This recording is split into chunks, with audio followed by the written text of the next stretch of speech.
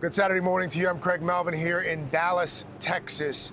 It was a tense night in many parts of this country. Protests breaking out in at least half a dozen cities in response to the police-involved shootings in Minnesota and Louisiana earlier this week. In Atlanta yesterday, an estimated 200 demonstrators blocked traffic. In Phoenix, Arizona, police pepper sprayed protesters and beanbags. 3 people were arrested there. 6 others were hurt in the chaos there in Phoenix. Meanwhile, in Rochester, New York, 74 people were arrested for disorderly conduct. 2 of the protesters were also charged with resisting arrest there in New York. Meanwhile, back here in Dallas, this is very much a community reeling from the fatal shooting targeting police officers. It was the deadliest attack on law enforcement since 9/11. NBC's Sarah Rosario has the latest on this. Sarah, police describing the gunman as a mobile shooter. We learned yesterday that he was essentially, after leaving the streets, going from one floor to the other, picking off officers here 2-3 blocks from where I sit. What else are they saying about this shooter?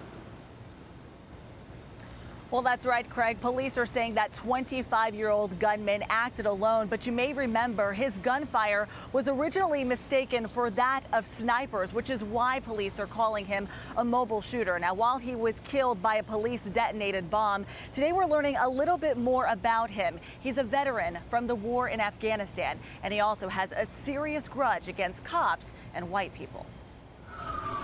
Screams, gunfire, fear, and chaos, the result of what police are calling a well-planned attack by Micah Johnson, taking the lives of 5 police officers and wounding 7 more. This was a mobile shooter that had written manifestos on how to shoot and move, and he did that. 2 others were also wounded in the killing spree, taking part in what started out as a peaceful protest over the shooting deaths of black men in both Minnesota and Louisiana. I couldn't tell where it was coming from, what building. All I saw was people running various ways and people ducking and hiding behind walls. As demonstrators ran for cover, police ran for the attacker, exchanging gunfire in a parking garage before ultimately killing him in an explosion detonated by a bomb robot. It seems as though the sole suspect now has received his justice.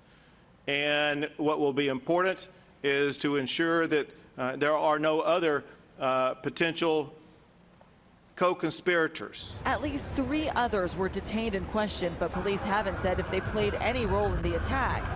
Meanwhile, the community is coming together. A moment of silence at the Texas Rangers game, the governor's mansion lit up blue overnight, and a memorial outside the police station with people putting flowers and letters on police cars. Texas is a tough state. But just like we have overcome so many challenges in the past, we will overcome this challenge with the future being even better than the past. A past which now includes the deadliest day for U.S. law enforcement since 9/11. And for now, most of downtown Dallas, as you mentioned, remains on lockdown, with investigators still searching for evidence and looking for answers. If you can take a look behind me, you can see ATF has set up their mobile command unit here. President Obama is ending his Europe trip just a day early so that he can come here to Dallas early next week. He's expected to meet with the governor here as well as victims. Reporting live in Dallas, Sarah Rosario. Craig, back to you. Sarah, thank you so much for that. I want to bring in Texas State Senator Royce West now.